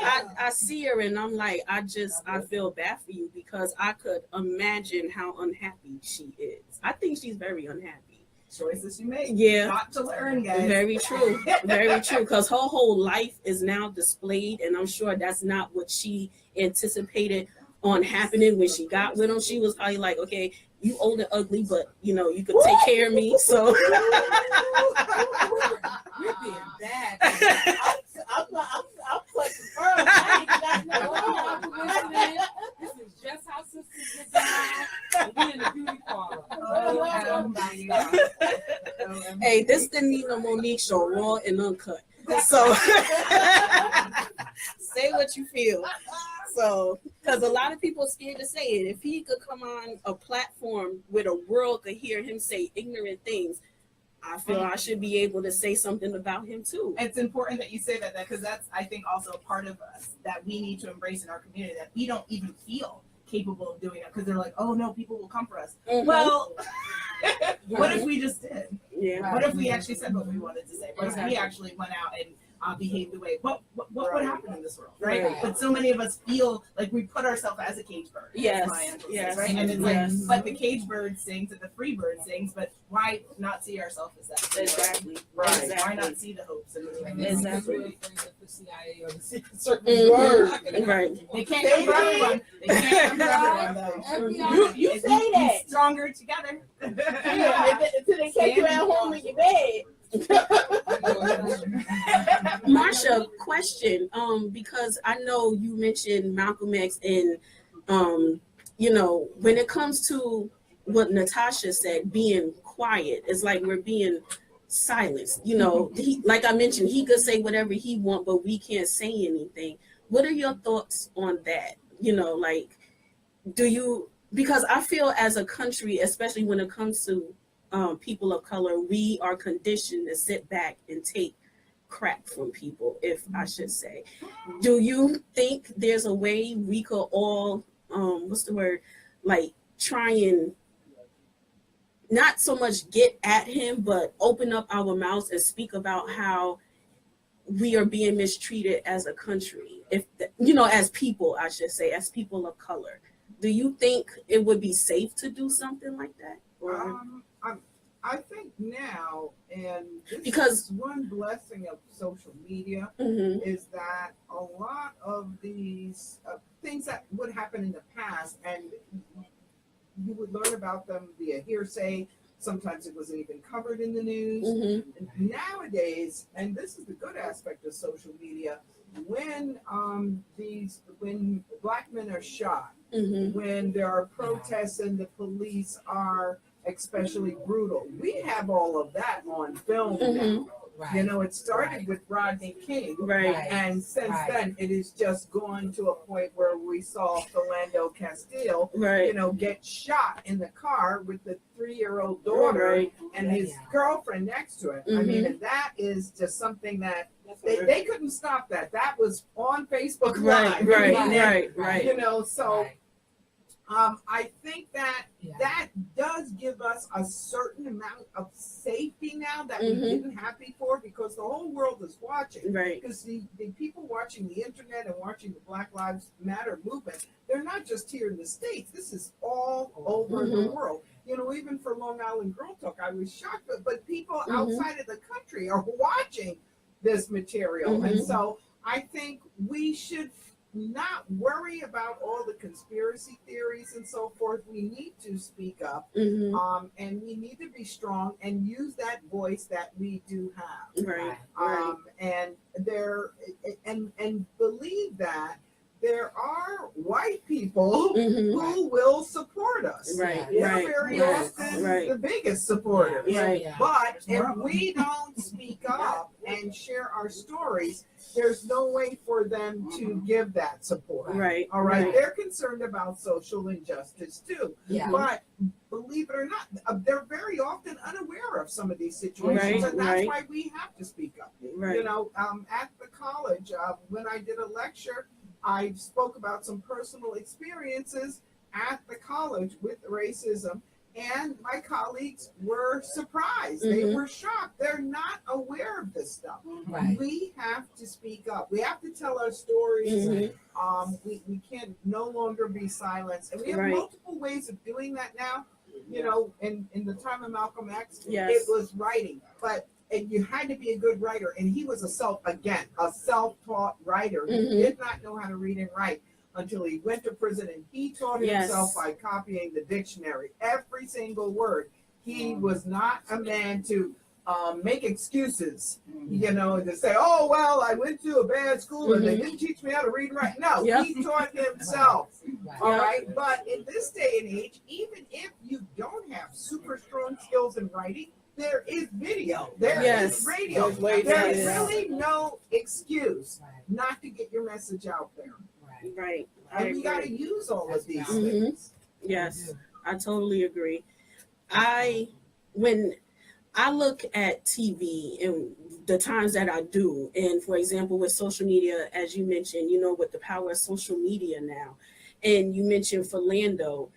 For me, when I saw that video, I was like, okay, I can't with social media, because that was the most, as Katia said, horrific thing. And then it's like the day before Alton Sterling, I was like, oh my God. And it put me in it hardened my heart for that little bit of time, because I was like, you know, I remember after it happened, I was listening to Roland Martin radio show that he had, and he went into the conference with Alton Sterling's family, and you hear the kids crying in the background, his son. And I was like, it was just such a hardening feeling for me. So my next question for you, Marcia, is with your girls from Long Island Girl Talk, what were some of the comments they said about the video, if you know it was talked about? You know, we didn't directly address that with the girls. We let them generate their own content. That's what kind of makes us unusual. We tell them, what do you want to talk about? What's important to you? And so they've been talking a lot about bullying. I mean, bullying that's going on our young girls is extreme. And we mentioned some of the reasons why and what makes it different for women of color, because as opposed to just generally being bullied because people don't like you, they might be picking on you because of the color of your skin. They might be picking on you because your skin tone. So not just because you're black, but you're too light, you're too dark, you're too this, your hair is too straight, your hair is too kinky.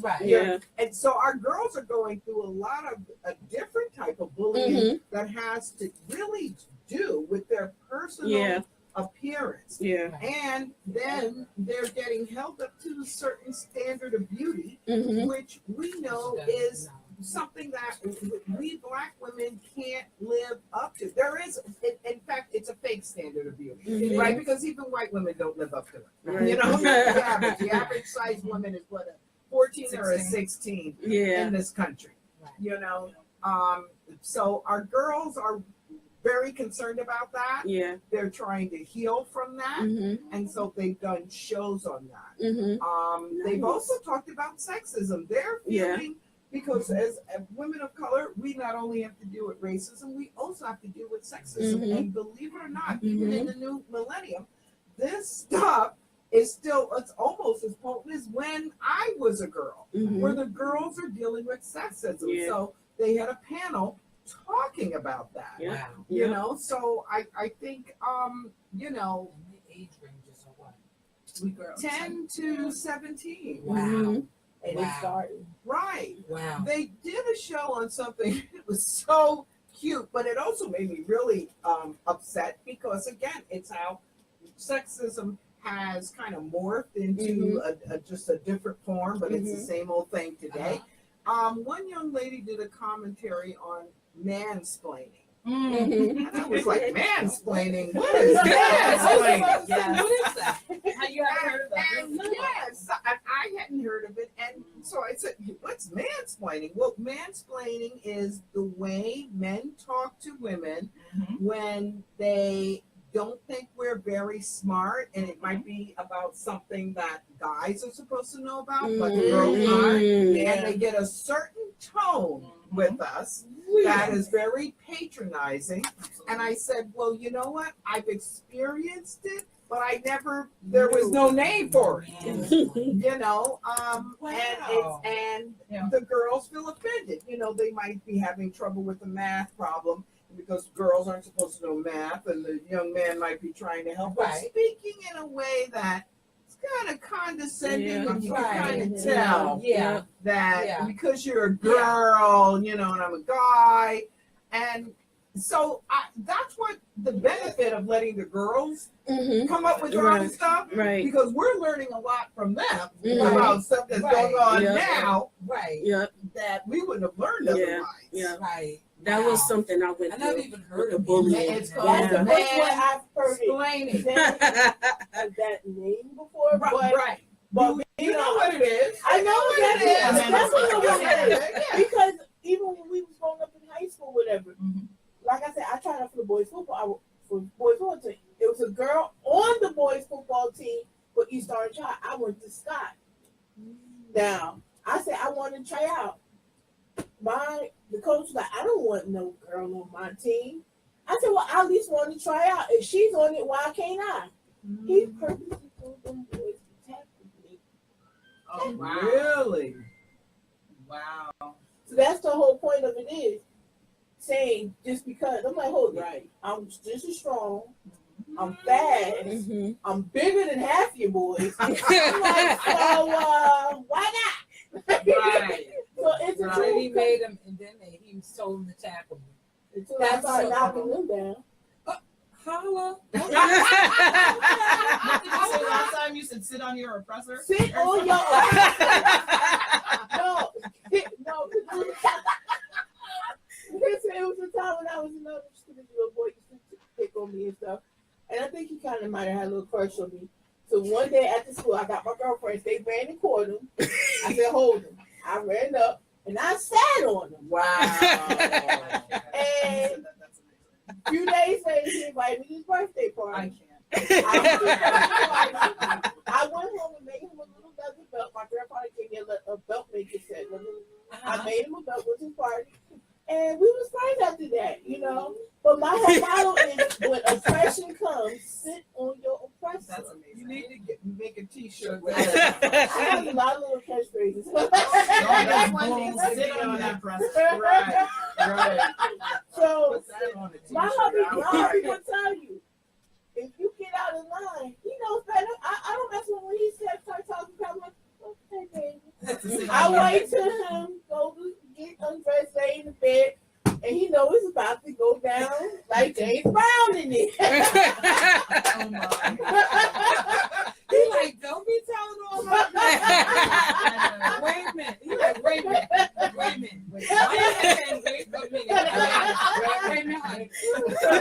But no,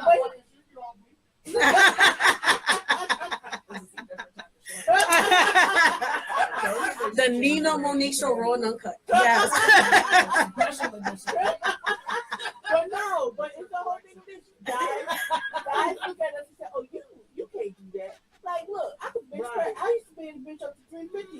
like, so what are you talking about? Right. You know, like, I know the fixed cars. My grandfather was a mechanic. I used to watch him. Me and my father did my Tahoe. I did my alternator with my father. So, like I said, men do underestimate. But I grew up around grandpa and my dad, who taught me these things. And my father was military. So my father's thing was, I ain't raising no punk. And he raised me to be really strong. You know what? Can I tell you that most men will teach their daughters to be a certain way because they don't want anybody to take advantage of them.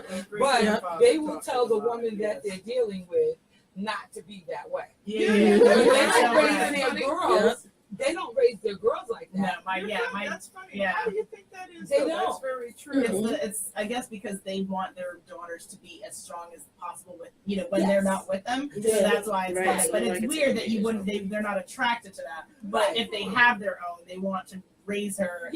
And strong women like do the bull. same thing. Strong like bull. And women do the same thing. Women do the same thing For their daughters? No, for their sons. Yeah. Interesting. No, tell me, explain that. Teach them how to cook and be able to take care of themselves so they don't have to depend on the woman. That's right.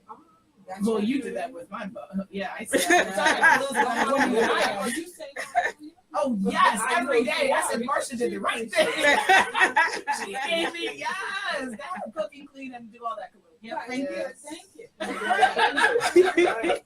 No, but that's right. But so we want them, but we don't teach our children interdependence.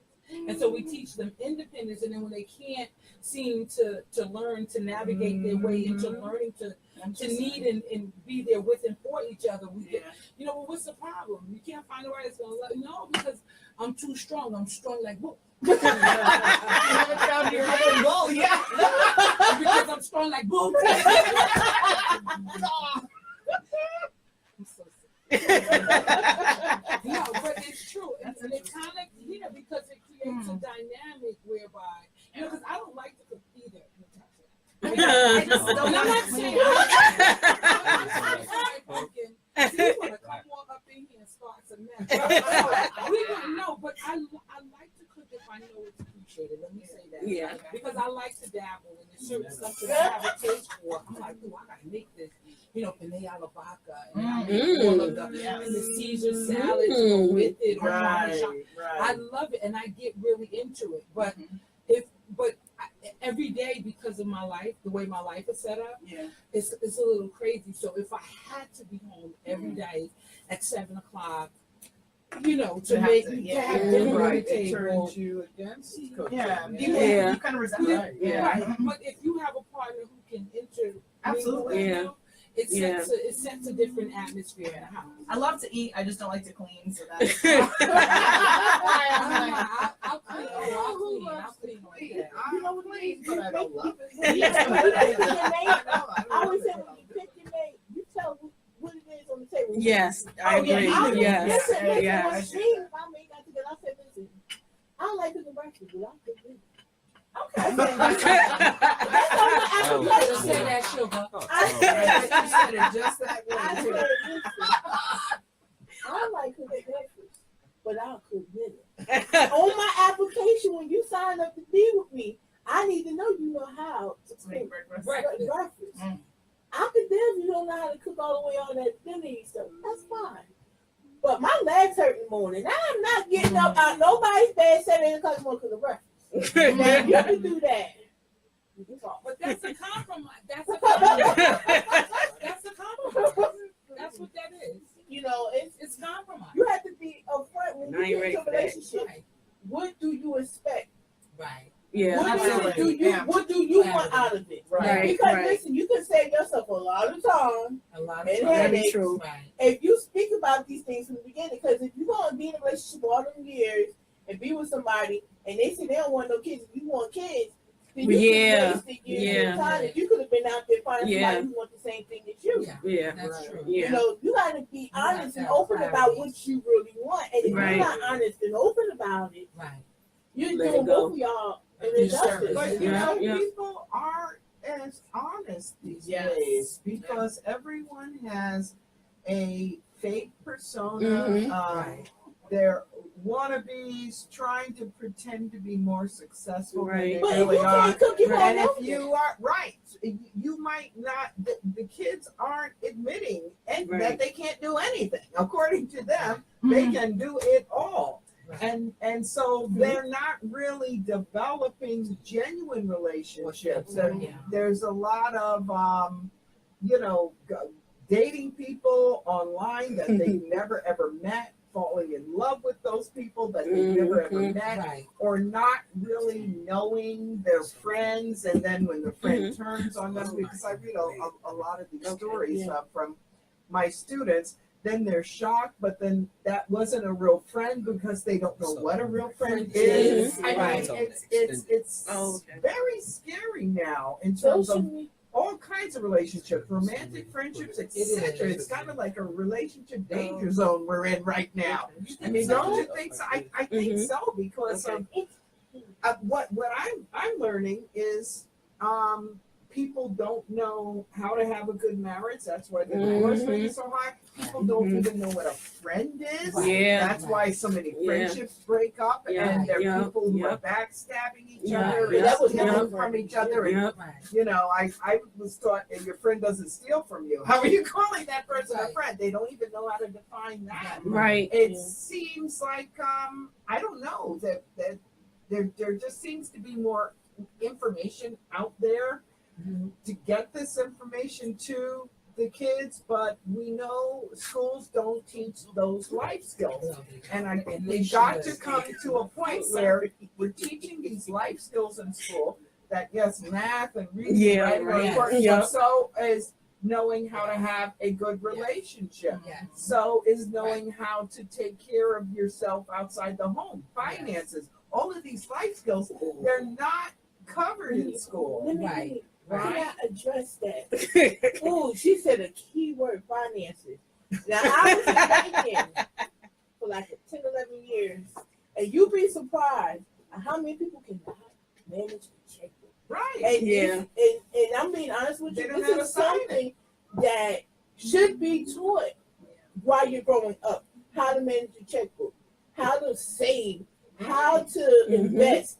All these different things is something that definitely needs to be done. And when I got into banking, we'll sit down with my friends and show them how to do different things. Tell them, like, listen, when you write your bills, you have 2 check accounts, one for your debit card, one for your bills when you write your checks and stuff. Never commingle your spending money with your bill money. Different things to keep you from overdrawing, having all these bank fees and coming in and cussing the bank teller out. It's not her fault. You can't spend it. So it's so many things that what you said that needs to be taught in the school early, so that when you get of age, you know how to do it. Thank you, Jesus, for my grandmother sitting me down as a young girl. I used to help her, do her checkbook and stuff like that. So I learned. But not everybody has that. To teach them or, to do things like that. Because a lot of you'd be surprised how many grown people can't manage a checkbook. Properly. I definitely didn't learn how to write or manage a checkbook in school. My mother taught me. She brought me down to JP Morgan, and when we opened up my first checking account, but I actually learned also from my grandmother, because she had her own nightclub, and she used to make me do her accounting. I used to be like, I hate this. Why are you making me do this? And she was like, you'll thank me later. Do it. So then when it came time to, do my checkbook and open up a checking account, my mother was showing me, and I said, I got it. I know how to do it. So you're right. It needs to be taught, because that's very important, very important. So parenting, definitely. We were talking about the importance of raising children, but they don't teach parenting in school. No. And studies have found that when fathers are involved in some type of play group, education program, they tend then to be more involved with their children. They take more responsibility. Yes. And studies have shown that. So why don't we have more of that happening? Yes. Right? To get these fathers who feel very detached from the whole family to be more involved with the family. That's the key to doing it. Can I tell y'all a little something? Now, one of my girlfriends, a very good friend of mine, I hope she don't get mad, I'm telling the story, nobody don't know what's happening. Well, her daughter was having a baby, right? And the daughter had just gotten married. And So you know how you get the little the cribs and stuff and everything got to be put together. So the husband's there, and it's like, oh, well, come on, y'all, let's put together this crib. Unbelievable. So he kind of just, him and his friends there, but they're married, but him and his friends there, and they just kind of took a back seat and just watched all of us sit there and put this crib together, playground and whatever. Completely out of control. Say it with me.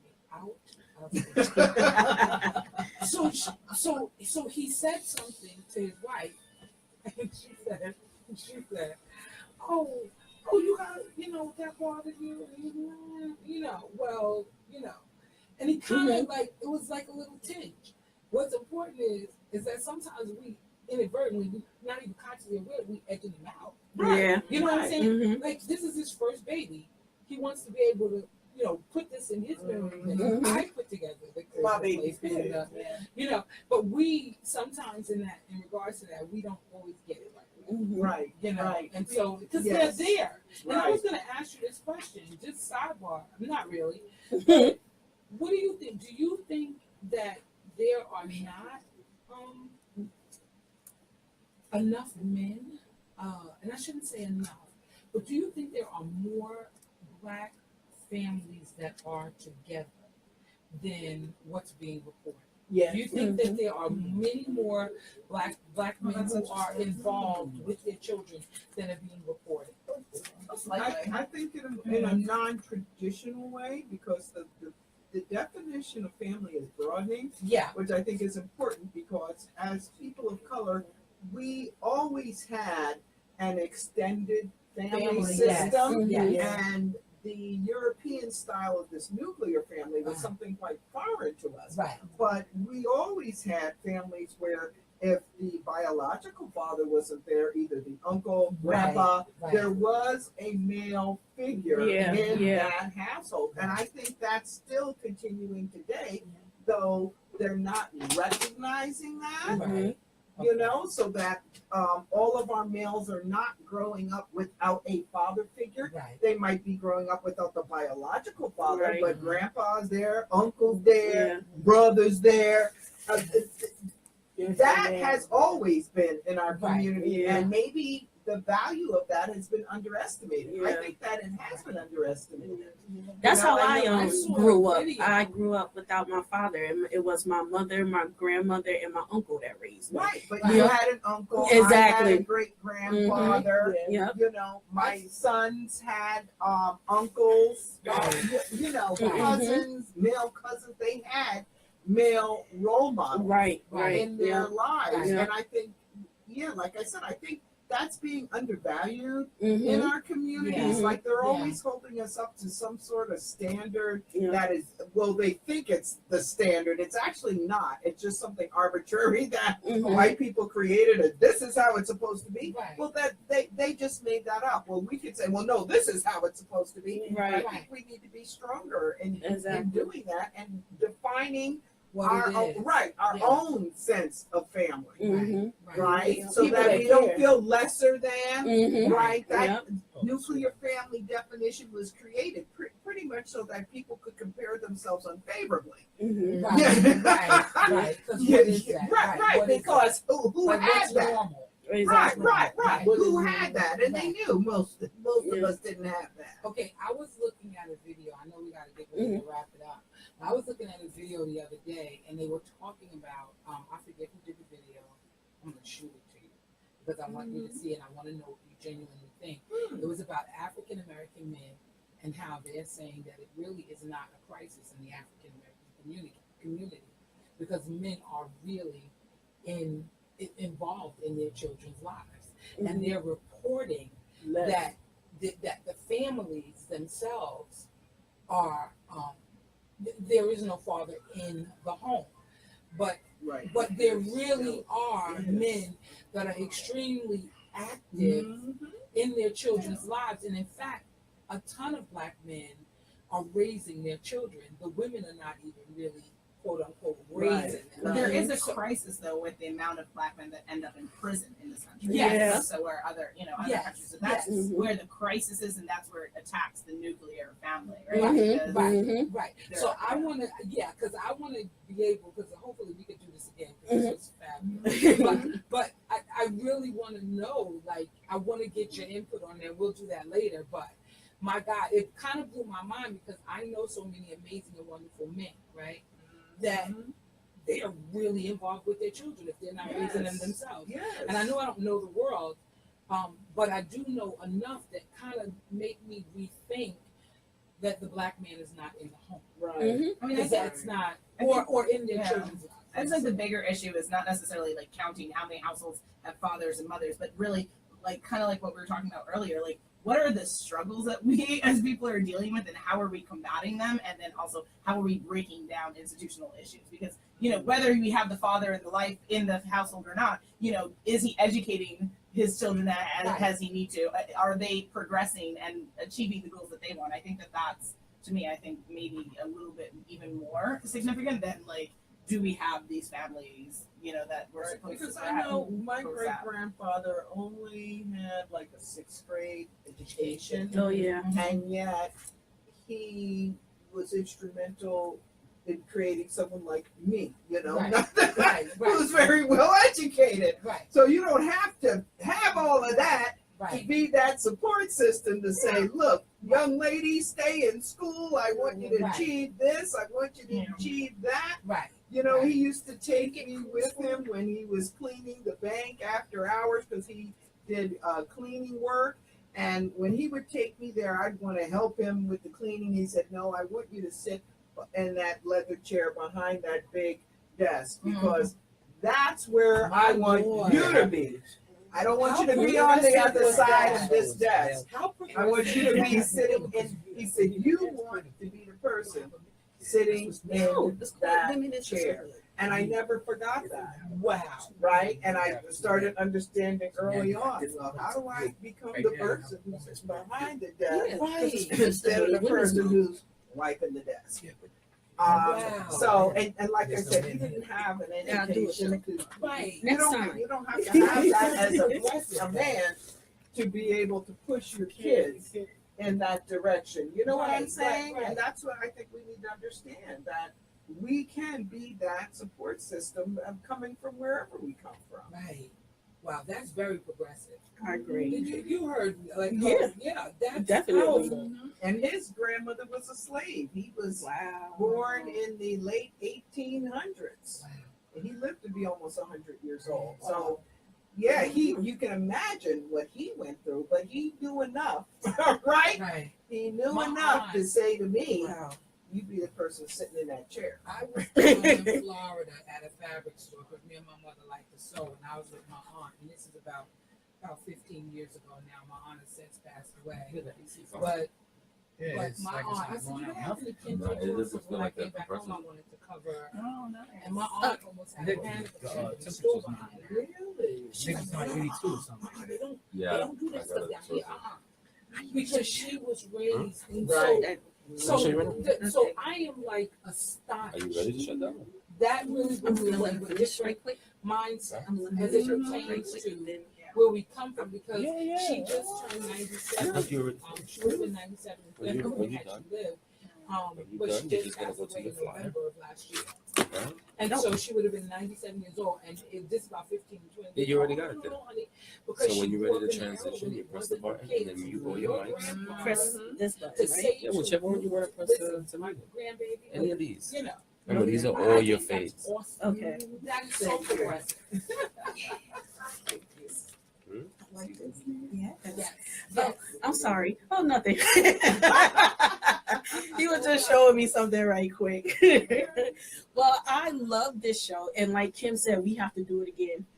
Definitely. I love every minute of it. On fire. Sisters on fire. Yes. I love this, and I want to thank each and every one of you for coming on the show. I'm gonna let you guys finish by giving out your contact information so people could reach out to you if they have questions. And afterwards, we're gonna talk about doing this again because I really enjoyed this. So Natasha, take it away. Yes.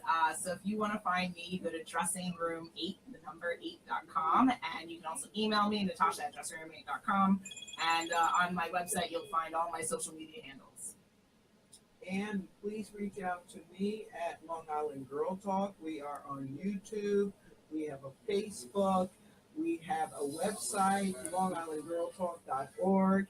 And you can also reach me at Sisters, that's SISTAS, sistersonfire.com.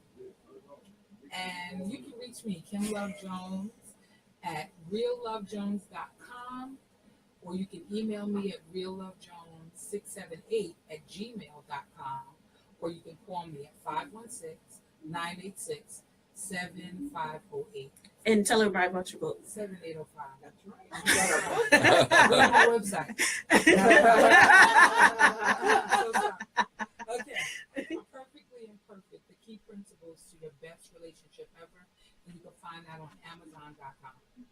Cool. Thank you. Again, you can find us on Facebook, The Liberty McQueen, our website, theliberdymcqueen.org. Again, www.thelipedema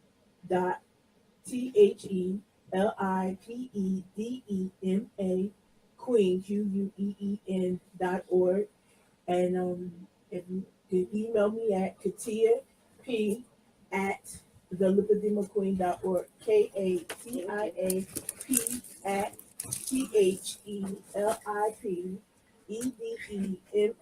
Queen QUEEN.org.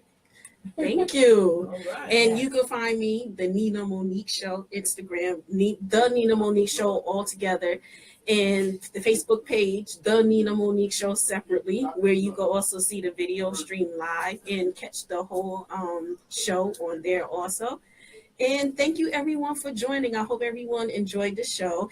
And always remember, keep your best friends close, because it's very important to have good friends around, especially with everything going on now. Keep good friends around, keep good people around, so that you can have someone to talk to, because when you're an entrepreneur or just anything in life, it's always good to have people around you that think like you, that, are there to help you, and just keep good people around. And on that note, thank you for watching the Nina Monique Show. Have a good day. Bye.